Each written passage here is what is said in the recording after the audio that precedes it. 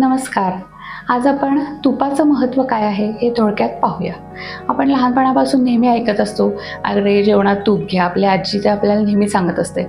पण आपल्याला मनामध्ये शंका असतात, की माझं कोलेस्ट्रॉल वाढेल, माझं वजन वाढेल.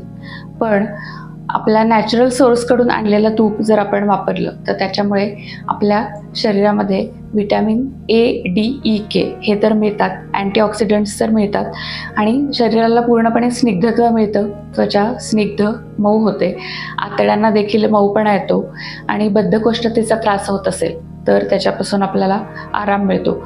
आणि तुपाचा गुणधर्म आहे की सूक्ष्म ठिकाणी ते पोहोचतं.